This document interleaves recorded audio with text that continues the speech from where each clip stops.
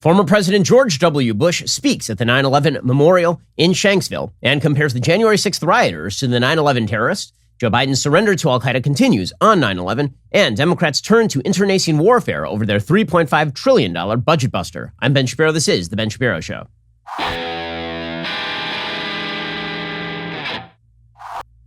Today's show is sponsored by ExpressVPN. Stand up for your digital rights. Take action at expressvpn.com/Ben. We'll get to all the news in just one moment. First, here is your reminder.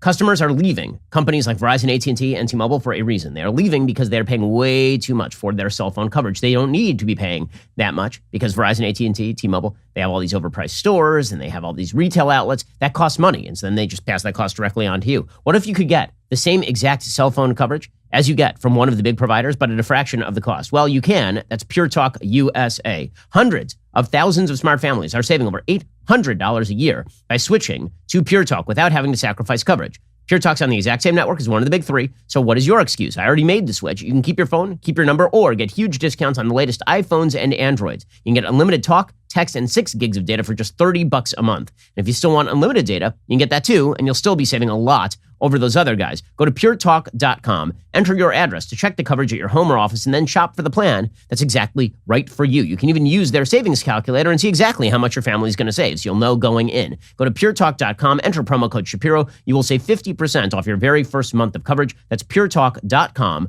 promo code Shapiro. Pure Talk is simply smarter wireless. Alrighty, so I will admit to a sneaking fondness for President George W. Bush. He was the president for most of my late childhood. I was 16 years old when George W. Bush took office in 2000.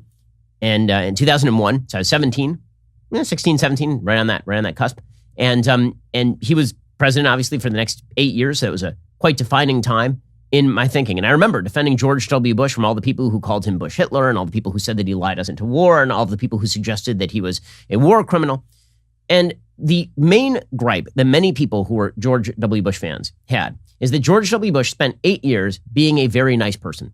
He spent 8 years basically allowing everybody to attack him with alacrity and never defending himself. It always felt as though there were millions and millions of Americans who were out defending his policies, and he was not doing a good job of defending his own policies. And then he left, and when he left, he was very unpopular because of the economic downturn, and he essentially disappeared for years from the American political scene because, like his father, he believed that ex-presidents shouldn't really be seen and they really shouldn't be heard. They should just sort of go away and allow their successors to do what they're going to do. But then George W. Bush started cropping up in places from time to time. You would see him doing an ad campaign with the Clintons and the Obamas. You'd see him hobnobbing with Michelle Obama. And every time he spoke out politically, it seemed like he was doing so in order to ding the right. It seemed as though he would never speak out with regard to the left because that would have been insulting. But he would speak out about Ted Cruz, for example, or he would speak out about Black Lives Matter. He put out a statement last year that was very sympathetic toward Black Lives Matter. And now George W. Bush showed up at the 9/11 memorial in Shanksville, Pennsylvania, to commemorate the 20th anniversary of 9/11. And I think that George W. Bush represents a certain sort of delusional conciliatory attitude that some establishment Republicans still have with regard to politics. Now, I think that you can have worthwhile, useful discussions with people on the opposite side of the political aisle. I do it all the time.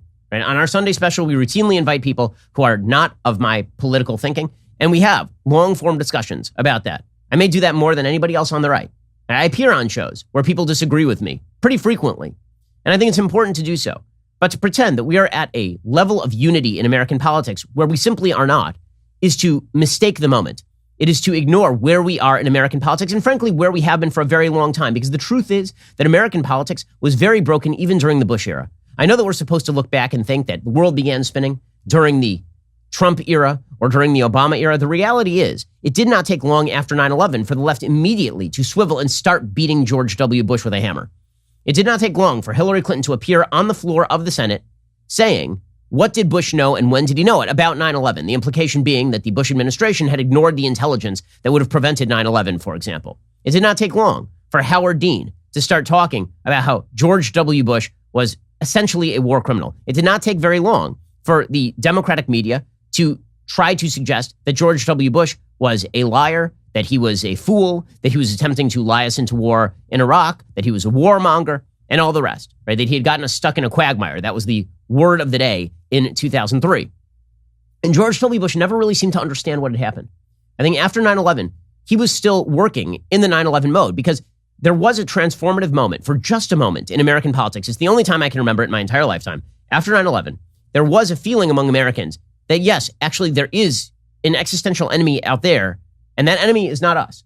Right? We may not like our neighbors. We may think that the people who disagree with us on politics in America have it wrong, but there is a difference in kind between the guy who lives down the street and disagrees with you about tax law and the person who is attempting to fly a plane into a building, resulting in 3,000 American deaths and the pictures of human beings jumping to their death from the 85th story of the World Trade Center.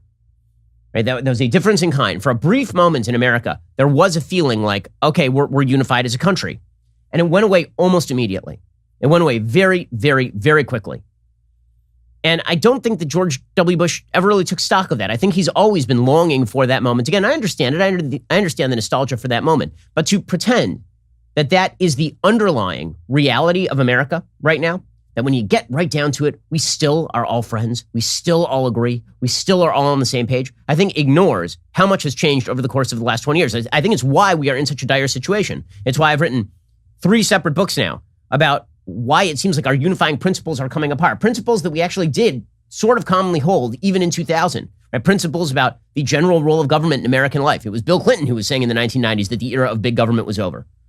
Principles that we held about the necessity for treating other human beings as individuals.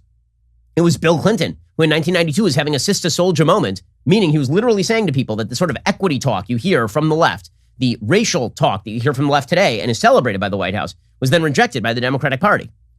The colorblind notions that Martin Luther King Jr. was promoting, those notions had taken predominance in American life as of 2000. That is not the case in America in 2021. There's a very serious rift in American life and in American philosophy and in American politics. And that's a rift in values. And I don't think George W. Bush really understands that. And so what that ends with is George W. Bush at the 9/11 memorial saying something that I think ends up, he's trying to be unifying and it ends up being divisive because he doesn't understand the nature of modern America. And it's this disconnect between establishment politicians and people who are sort of in the elite coterie of American life. It's a disconnect between those folks and the rest of America that leads to the rise of populism on both the left and the right. Because at the top of the chain, there are people who are like, yeah, we understand that politics is really sort of just rock'em sock'em robots. It's all just a game. It's sort of as though, you know, if you're a fan of a baseball team and you watch the players on the field, you want them to be competitive with each other because you understand that something is at stake. And then somebody hits a home run, it ends the game, and the other guys go out there and they're giving each other hugs. They're out for drinks that night. As a fan, you're like, why are you doing that? Well, politically speaking, it's sort of the same thing, except in baseball, you understand, okay, well, they're players, you know, it's still a game. Politics is really not a game. Politics is deadly serious business when you're talking about how you impact 300 million American lives. Okay, so we'll get to what George W. Bush actually said at Shanksville in just 1 second. First, let us talk for just one moment about the fact that if you run a business, you need to keep HR issues first and foremost in your mind. Right? As your business grows, you think you really don't need to think about HR? Right? It's just kind of an afterthought. Wrong. This needs to become a key component of what you do. And Bambee can help make that happen. HR manager salaries are not cheap. They average $70,000 a year. Bambee is spelled B-A-M-B-E-E. It was created specifically for small business. You can get a dedicated HR manager, craft HR policy, and maintain your compliance all for just $99 a month. With Bambee, you can change HR from your biggest liability to your biggest strength. Your dedicated HR manager is available by phone, email, or real-time chat.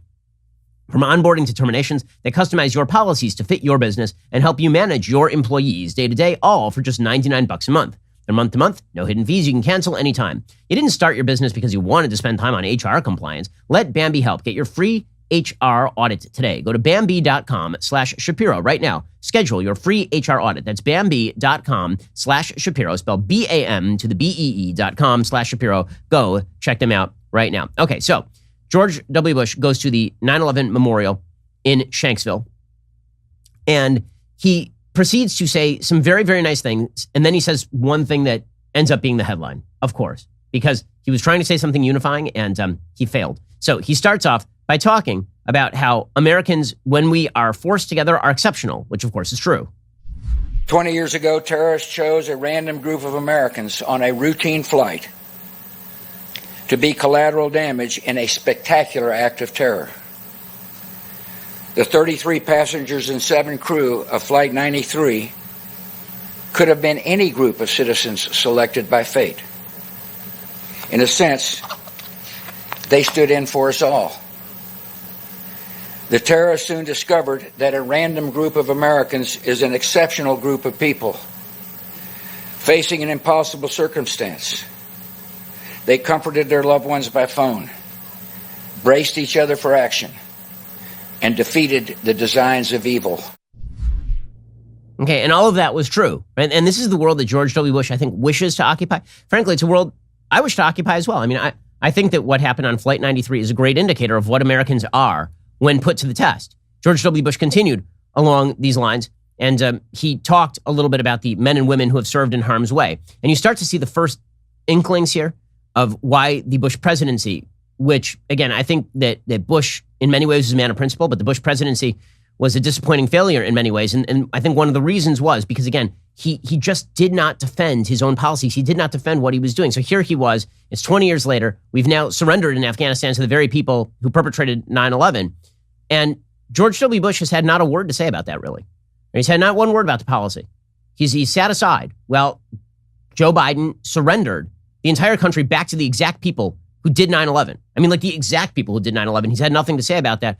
Instead, he has sort of comforting words for the members of the military, which is fine. But where is he when it comes to the actual serious questions of policy? Let me speak directly to veterans and people in uniform. The cause you pursued at the call of duty is the noblest America has to offer. You have shielded your fellow citizens from danger. You have defended the beliefs of your country and advanced the rights of the downtrodden. You have been the face of hope and mercy in dark places. You have been a force for good in the world.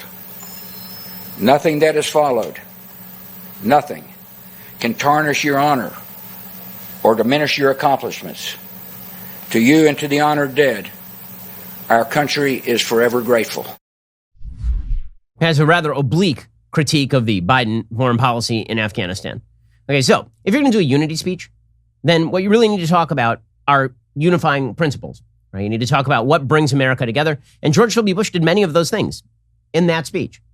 But if you're going to critique, then the critique has to be pointed and it has to be specific, or at least it has to be broad enough to encompass the big problems in American society. People on the right, I think, responded with the Trump era because of the Obama era, but also because of the Bush era, as we'll see in just one second. Because here is George W. Bush. This is the clip that made all the headlines, right? It wasn't all of the talk about unity. It wasn't all the talk about bringing Americans together. It was this line from George W. Bush that brought all the commentary. This is the line where he compares the January 6th rioters to the 9/11 hijackers. We have seen growing evidence that the dangers to our country can come not only across borders, but from violence that gathers within. There is little cultural overlap between violent extremists abroad and violent extremists at home. But in their disdain for pluralism, in their disregard for human life, in their determination to defile national symbols, they are children of the same foul spirit, and it is our continuing duty to confront them. Okay, so everybody took this as a critique of the 1/6 rioters. Now, it's possible to read it as a broader critique than that, right? That he's talking about white supremacists, or that he is talking about Antifa, or that he is talking about Black Lives Matter. The problem is, of course, that he released a statement in favor of Black Lives Matter last June, in which he talked about systemic American racism and all of the rest of the left-wing buzzwords. And it is also possible to say that the 1/6 rioters did something evil. I have said that many, many times. I think that storming the Capitol building on the basis of a falsehood, both that the election was stolen and that the election results were capable of being overturned after having been certified at the state level, that was all a lie. That was not true. And they stormed the Capitol building. To compare those people still to the 9/11 hijackers who literally murdered 3,000 Americans, the only American who was actually killed at the Capitol on 1/6, like died at the Capitol on 1/6 because of direct action by another human being, the only person who actually died because of that was Ashley Babbitt, right, who was shot at the Capitol, and she was one of the rioters. Okay, that is not remotely the same thing as the 9/11 hijackers, either in their aims. I mean, the goal of the 9/11 hijackers was to completely overthrow the system of the United States, not because of a quote-unquote stolen election or anything like that, but because they didn't believe in elections. They believe in full-on Sharia law, right? They wanted the kind of governance that you see in Afghanistan.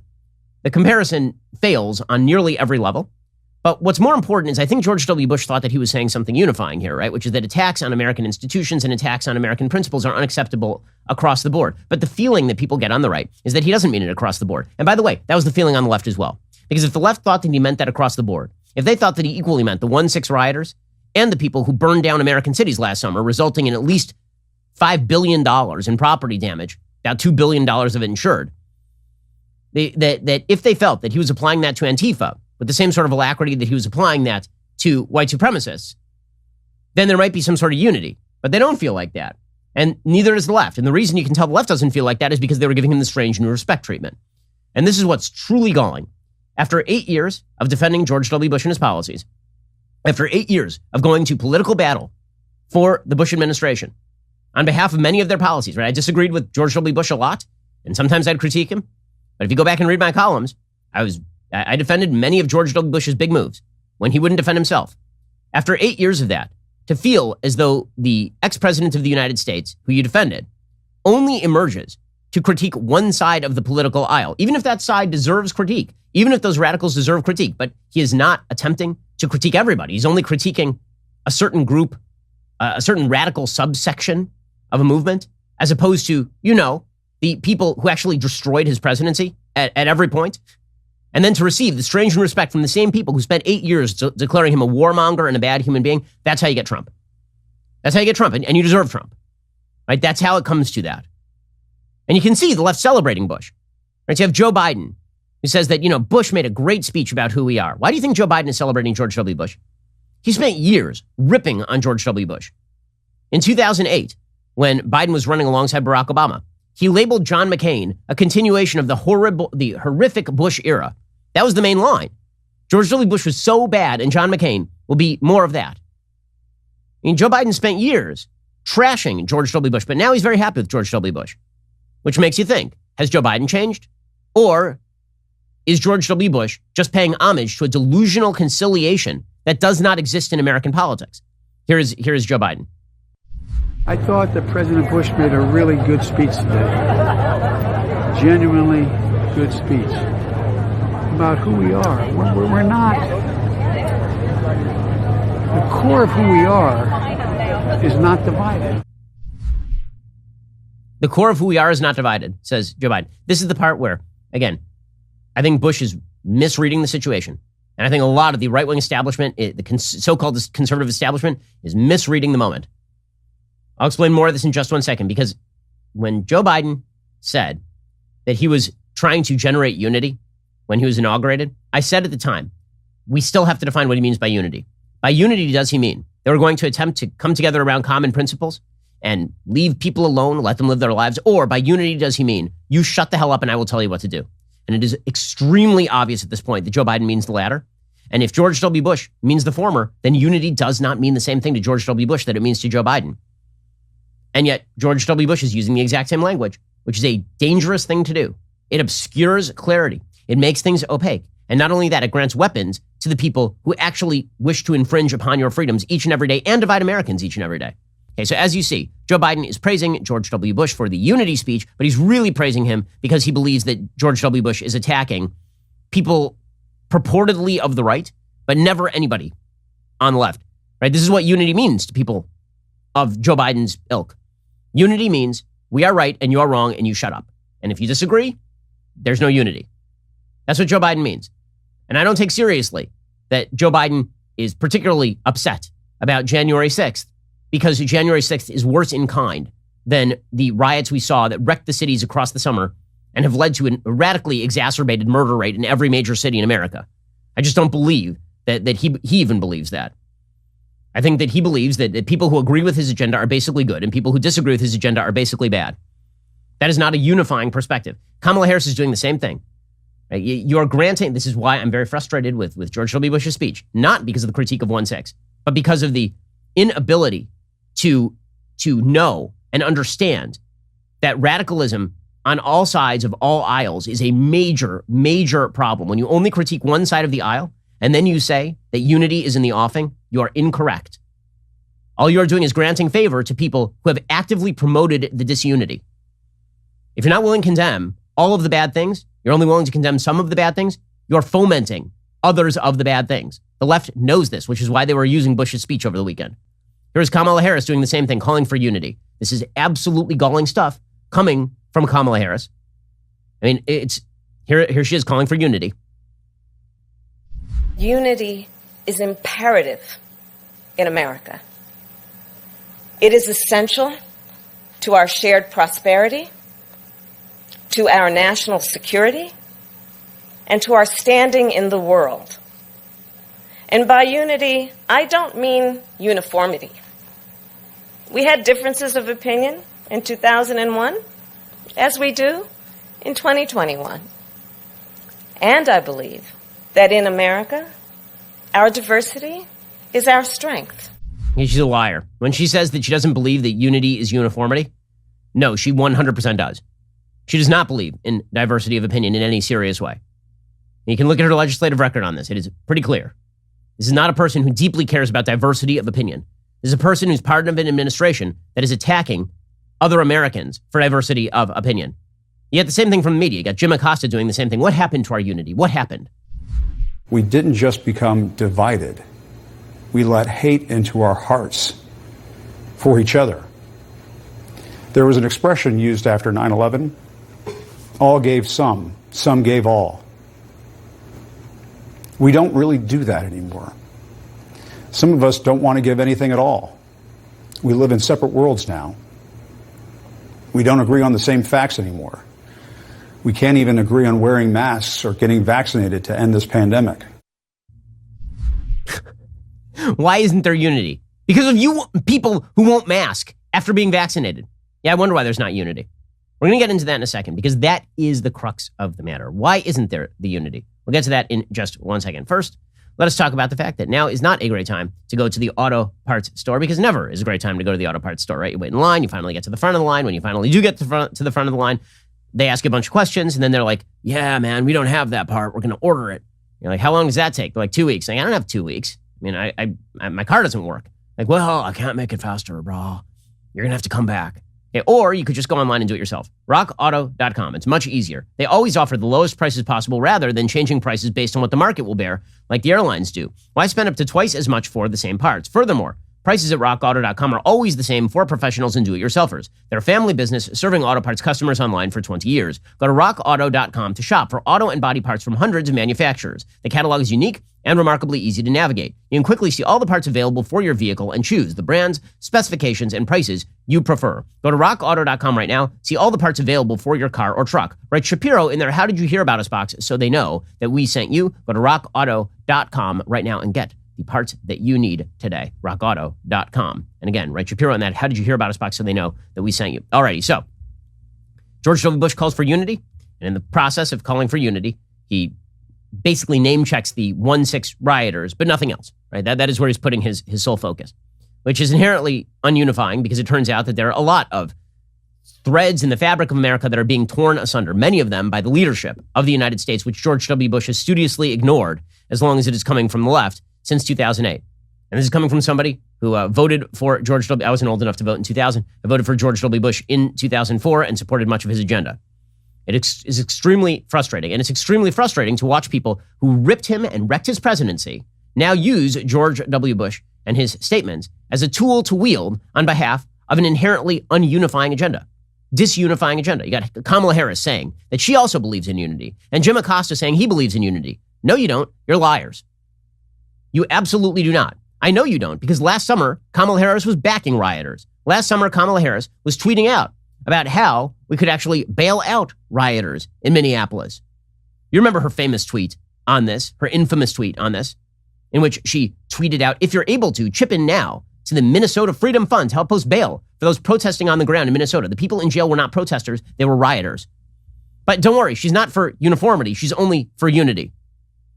You know, Joe Biden is like, it was a great speech by it's time for us to come together. It's time for, last week, he was labeling the unvaccinated the worst among us. He never mind if they're, by the way, no exceptions for natural immunity, no exceptions for other health conditions. If you're unvaccinated, you're a bad person, according to Joe Biden, and he's going to lecture you about it. But he's for unity, you see. My message to unvaccinated Americans is this. What more is there to wait for? What more do you need to see? We've made vaccinations free, safe, and convenient. The vaccine has FDA approval. Over 200 million Americans have gotten at least one shot. We've been patient, but our patience is wearing thin, and your refusal has cost all of us. That's Captain Unity over there, right? The man who's bringing us all together, the person with whom George W. Bush is meeting across the table to talk about unity. You have the media. You have Jim Acosta, one of the most divisive media figures of the last several years, out there talking about how we can't even have unity. Why can't we have unity like we had in 9/11? We can't even have unity about masking. Right, because there are serious questions to be asked about the necessity of masking in a time when every American adult has the ability to go get vaccinated. Right, there are serious data questions to be asked about the efficacy of particular types of masks. And there are studies that demonstrate that cloth masks against the Delta variant are not particularly effective, for example. But according to Jim Acosta, if you don't do what he wants you to do, you are threatening unity. And this is the shtick of the left, and George W. Bush played right into it. The shtick of the left is that unity is offered by monopoly. And if you are a person who exists outside of the monopoly, then you have now created two poles, which means polarization. Polarization is a simple result, according to the left, of your failure to agree with them. Right? The same media who are decrying lack of unity on 9/11 spent most of 9/11 trying to jabber about how COVID was like 9/11. COVID is not like 9/11. I mean, it's certainly it's not like 9/11 in the sense that you guys won't even blame the people who are responsible, namely the Chinese government. But not only that, COVID's not like 9/11 because it's hit everywhere. It's a global pandemic. And yet the left kept saying over and over that it was like 9/11. The implication being that people who refuse to do what we want are like the terrorists. That is the implication. MSNBC, Chuck Todd, over the weekend compared 9/11 to COVID. This is not a comparison. I guess the best way to look at the two battles that the country engaged in, we had an outside invader in Al-Qaeda, and so we were able to unite. We had a common enemy. With COVID, this invisible enemy, we're not able to do it. And, Willie, thinking about this all week, when you actually, sadly, you look at the arc of American history, polarization in some ways is more common than us coming together. I mean, and then you get from Nicole Wallace that it's like 9/11 every couple of days COVID. No, it is not. It is like a health problem that is killing a lot of people. By the way, a health problem to which we have a solution, namely go get yourself vaccinated. And if you don't want to, then you bear the consequences of that. That's not like 9/11 in any way, shape, or form. That's like if on 9/11, you had the option to leave the building before. Okay, that is not the same thing at all. And also, it's as though the attackers on 9/11 had no actual will or agenda, because viruses don't. But here's Nicole Wallace making that absurd comparison. Again, the implication being that the people who refuse to go along with the agenda here are the ones who are leading to disunity. I think there are so many parallels to how much more difficult it is to do any of the things that anyone who has spoken today has done, to call the country to a higher purpose. You've got politicians and prominent folks in the media outraged by steps that a president, not too many presidents after the one we heard from today, would try to save his country from an unthinkable death toll. I mean, as many people die every 2 days as died on September 11th in this country who don't have to die. And yet there's no unity, no unity, no unity. Why isn't there unity? We all know why there's no unity. And it's because the basic principles that used to unite the United States have gone the way of the dodo bird. They were barely there even when Bush was president. In fact, many of them crumbled while Bush was president. And this is what's so frustrating, I think, to so many people on the right watching George W. Bush's speech and looking at many in the Republican establishment who seem to feel the same way as George W. Bush, that unity is just around the corner. If only I condemn this specific set of people, but not, broadly speaking, all people who commit these sorts of sins. Like that, it's playing right into the hands of people who actively use unity as a guise for a uniformity. And again, I do find it galling that George W. Bush apparently only emerges to critique the perspectives of people he purports to see as on the right. Right? Like that is particularly galling to me. Especially when you have the president of the United States who just destroyed George W. Bush's legacy in Afghanistan. Let's be frank about this. And George W. Bush went into Afghanistan with uniformity of purpose. There was uniformity. One member of Congress voted against it. Okay, everyone wanted to go into Afghanistan. Even Barack Obama in 2008 was calling it the good war in 2008. And Joe Biden decided to pull out and hand the country directly back to the Taliban. And then on the 20th anniversary of 9/11, he was talking about why he was right to do so. and talking about and setting up these false binaries where, I mean, it's unbelievable. He's in places like Shanksville. He's meeting with first responders. And he's talking about how, we really have to be circumspect in how we fight Al-Qaeda. If you had told anybody that we were going to spend $300 million a day for 20 years to try to unite the country after we got bin Laden, after Al-Qaeda was wiped out there, can Al-Qaeda come back? Yeah, but guess what? It's already back other places. What's the strategy? Every place where Al-Qaeda is, we're going to invade and have troops stay there? Come on. Well, no, the strategy is everywhere Al-Qaeda is, we're going to go in and we are going to kill them. I mean, I thought that was literally the point of the war on terror. The entire point of it. That any place they were using as a base to threaten the United States, we were going to go in and kill them. That was the basic idea of the war on terror. And so all of this leads to Trump, because Trump isn't having this, right? You want to know why Trump is durable in the Republican imagination? The reason Trump is durable in the Republican imagination is because Trump is not having any of this bullcrap, my way or the highway unity. He's not going to sit around and pretend that Joe Biden is a unifying figure. He's not going to make patty cake with the Obamas, who are highly polarizing figures in American political life. He is not going to sit around and pretend that Joe Biden is some sort of figure of great magnanimity who simply wants us all to come together. And so, while normally it is sort of considered uncouth on 9/11 to talk about the failures of an administration currently in power, it becomes a lot less uncouth when you have an entire administration that has directed itself to destroying the purpose of the American response to 9/11. So when Trump just doesn't operate inside the same sphere as the Republican establishment is still making nice and doing shoulder massages with the people who are using unity as a club. And Trump's like, I'm just not going to play that game. You wonder why he's popular at the Republican base still? That is the reason he is popular at the Republican base still. Now, he's not the only one who can do this. There are other people on the right who are doing this as well. You want to know why Ron DeSantis in Florida is popular at the Republican base? It's because he does this with regard to COVID in the media all the time. But the reason that Trump is popular with the Republican base is he is not going to pretend that he and Joe Biden are on the same page when it comes to things like Afghanistan. Like, it is somewhat mad. Again, it is maddening to me that Joe Biden, who spent years backing the Afghanistan campaign under George W. Bush, but then simultaneously undermined Bush at every available turn, 20 years later destroys what's going on in Afghanistan. By the way, everything going on with COVID, everything going on with the budget, it is all an attempt to distract from his failure in Afghanistan. That is what this is. It's why he's trying to ram it through. And Trump wasn't having any of that. So his presidential message, it's not presidential. Why couldn't he be presidential like Bush? Maybe because he's being realistic, unlike Bush. Here was Trump yesterday. It is also a sad time for the way our war on those that did such harm to our country ended last week. The loss of 13 great warriors and the many more who were wounded should never have happened. The leader of our country was made to look like a fool, and that can never be allowed to happen. It was caused by bad planning, incredible weakness, and leaders who truly didn't understand what was happening. This is the 20th year of this war and should have been a year of victory and honor and strength. Instead, Joe Biden and his inept administration surrendered in defeat. Okay, not only is he not wrong, he is correct about what time it is, as they say. He is correct that we don't live in a world where unity of purpose is a thing. And anybody on the left or on the right who tells you that unity of purpose in America is still a thing is missing the game. They're missing the game that is being played.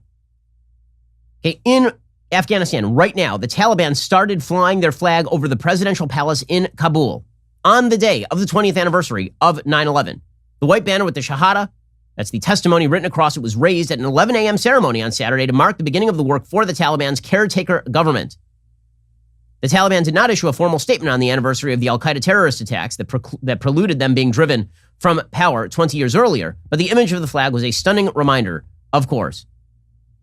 Meanwhile, the Biden administration, it now turns out, on their way out of Afghanistan, remember they had this quote-unquote successful drone attack to go after the ISIS members who perpetrated that terror attack that killed 13 Americans? Well, it turns out that in all likelihood, according to the New York Times, they did, in fact, kill an Afghan translator and members of his family. That they had no idea who they were hitting. Is that unity? The Taliban are going around literally beating women in the streets. There's video of it emerging. Is that unity? Women are now in hiding all over Afghanistan. And we're supposed to pretend that unity is it's just under the surface. If only we could get at it, if only. And we're supposed to pretend that we don't know the reasons for the disunity. We know the reasons for the disunity.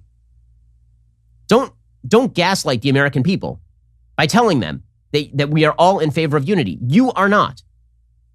You are not. The folks on the left, are on the hard left and in the Biden administration, are not in favor of unity. They don't want to explain what they're doing politically. They don't want to explain why their policies are right. They don't want to brook dissent. They want to use the powers of the federal government to ram through anything that they can without regard for the constitutional process. They want to do it in top-down fashion. They want to completely rewrite the American national bargain. And they want to castigate all of their opponents as inherently polarizing for things like, really, you're telling me I need to mask up my 5-year-old? The answer there is no, which is why, again, you want Trump, you're going to get more of him. This is how you're going to get more of Trump.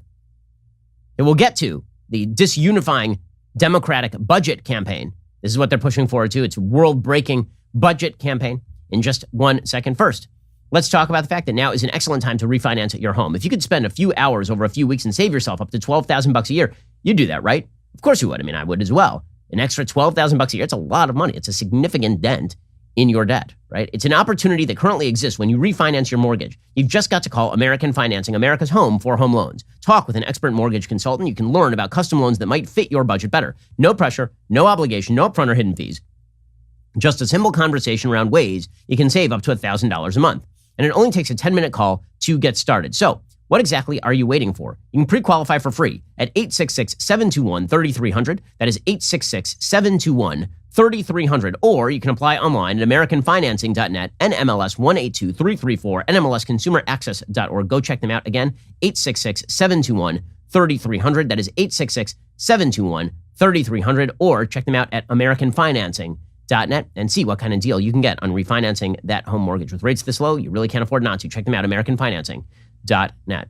Alrighty, as the legacy media continues to spread their propaganda in these really difficult times, it is important you have a source you can trust. That is why we launched Morning Wire. It's the daily morning news show dedicated to bringing you everything you need to know without any spin or hidden agenda. It's the only daily podcast that values your time and the truth. While we're working overtime to make sure fact-based news still has a platform, we need your help to keep Morning Wire trending toward #1. So please subscribe and start listening right now to Morning Wire on Apple, Spotify, or wherever you listen to podcasts, and leave a 5-star review if you like what you hear. Also, you may have noticed that what is happening in America right now is the antithesis of what the founders sought.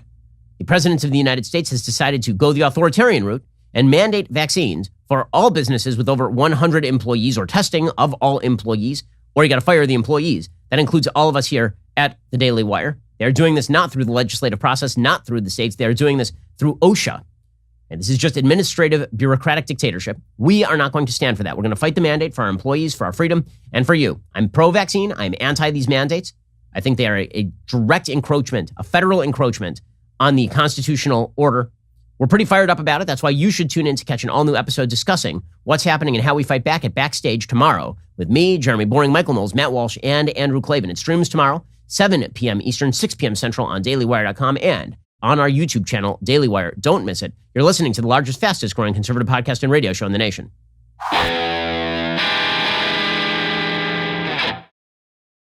Meanwhile, these so-called unification Democrats, they're just seeking unity. They love diversity of opinion. I mean, it's just what they love. They're seeking to ram through a world-breaking $3.5 trillion budget buster in the middle of a divisive news cycle with inflation at the highest rate for businesses since 2010.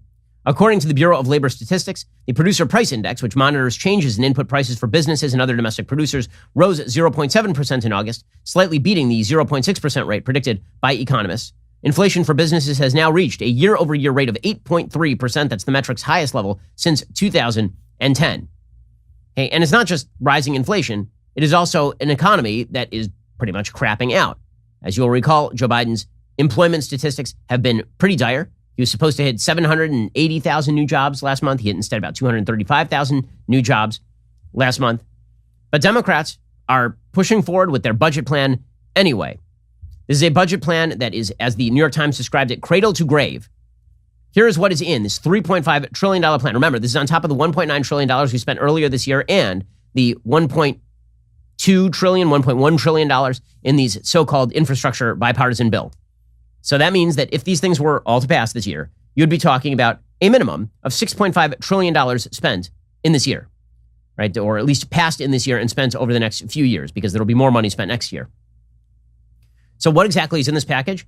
Well, it would be including paid family and medical leave, subsidized childcare, an extension of the expanded child tax credit, universal pre-K for 3- and 4-year-olds despite the failures of Head Start, 2 years of tuition-free community college. It would also provide green cards to millions of immigrants. You may have noticed that has nothing to do with the budget. Doesn't matter. Democrats are going to shovel that crap in there as well, as according to the Wall Street Journal. It would also extend expanded ACA subsidies, right? Obamacare subsidies approved earlier this year in the COVID-19 aid package. So we're just going to continue to expand emergency measures that were taken during COVID-19. The plan would broaden Medicare benefits to cover now dental, vision, and hearing, and would aim to reduce the cost of prescription drugs by allowing Medicare to negotiate prices, among other steps. Allowing Medicare to negotiate prices, of course, destroys all of the incentives for pharmaceutical companies to develop drugs in the United States in the first place. Also, Democrats are proposing a series of ideas, including tax credits for clean energy investments, and a plan resembling a clean electricity standard aimed at reducing carbon emissions in the electricity sector by 80%. Also, Democrats are proposing polluter import fees. So how exactly are Democrats going to pay for all of this? So they released a plan yesterday explaining how they are going to pay for all of this. And the answer is they're going to raise taxes in radical fashion that we have not seen for decades. The House Democrats are now proposing a plan for $2.9 trillion in new taxes. Notice that even though they're raising $2.9 trillion in new taxes, we're spending, as I said, $6.5 trillion approved in this year alone. So it still doesn't pay for any of this nonsense. Okay, what exactly are they going to do? Well, they're going to increase the top tax rate on Americans earning over $435,000 a year from 37% to 39.6%. Also, there's going to be a 3% surcharge on top of that. And then there's going to be an NIIT, right, which is a surcharge on top of that. So the actual top tax bracket would go to 46% before any state taxes were actually applied, meaning that the actual state tax for people in the top income bracket in, say, California would be nearly 60% on income. It also calls for a new corporate tax rate of 26.5% for large profitable businesses, up from the current rate of 21%. This would put our corporate tax rate above China's. So it'll be fun to watch all of the businesses rush and scurry for the exits and watch the job loss that comes along with that. Many items in the new draft scale back the more ambitious tax increases sought by Biden earlier this year, but the ideas taken together amount to a significant unwinding of the tax cuts enacted by Republicans. The draft tax also included some surprises, including an expected increase in the capital gains rate paid by investors to 25%. So basically, you paid taxes on your income. You then took that income and you put it in the stock market. Now, they're going to tax any capital gains that you make from the stock market at 25%, which of course is going to hurt a lot of people who have, say, pensions in the stock market.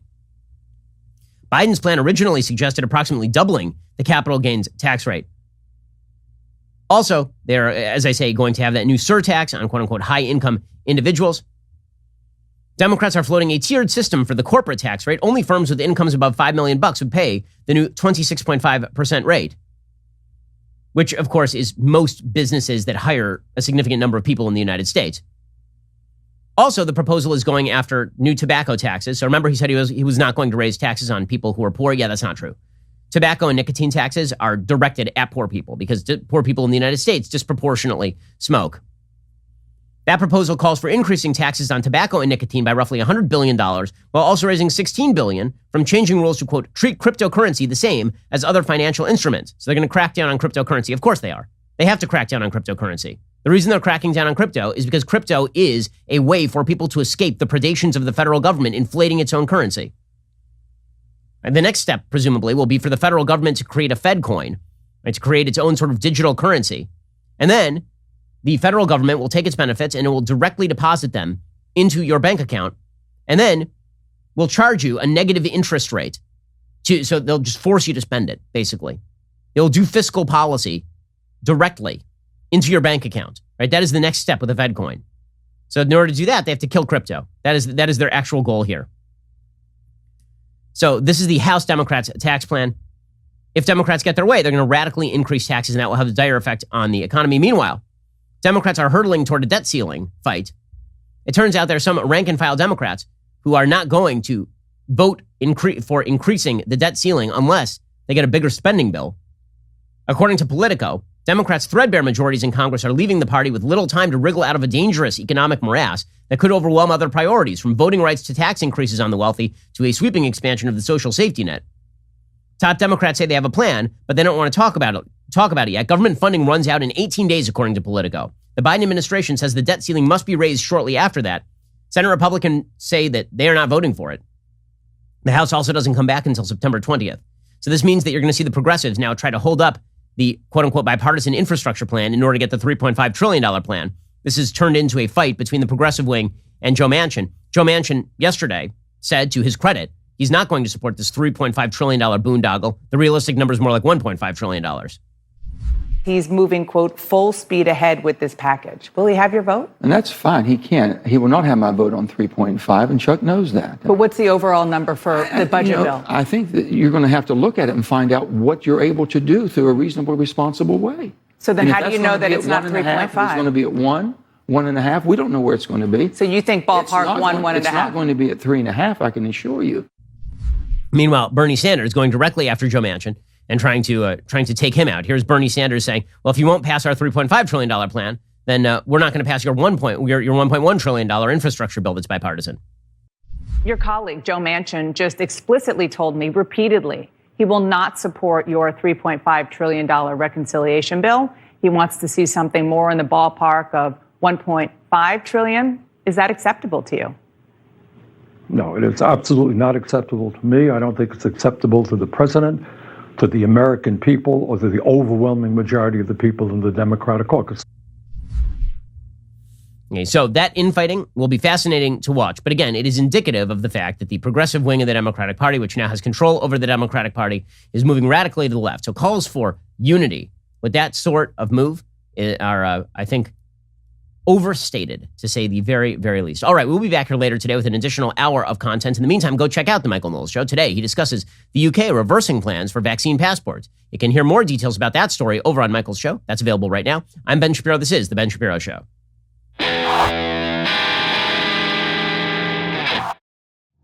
The Ben Shapiro Show is produced by Elliot Feld. Executive producer, Jeremy Boring. Our supervising producer is Mathis Glover. Production manager, Pavel Wydowski. Associate producer, Bradford Carrington. Host producer, Justin Barber. The show is edited by Adam Sayevitz. Audio is mixed by Mike Coromina. Hair and makeup is by Fabiola Cristina. Production assistant, Jessica Kranz. The Ben Shapiro Show is a Daily Wire production. Copyright, Daily Wire 2021. A new study shows that teen boys are 6.1 times as likely to face danger from the vaccine as from COVID. An ex-Special Forces dude beats up a chick to wild applause, and George W. Bush compares the horn guy at the Capitol to al-Qaeda terrorists. Check it out on The Michael Knowles Show.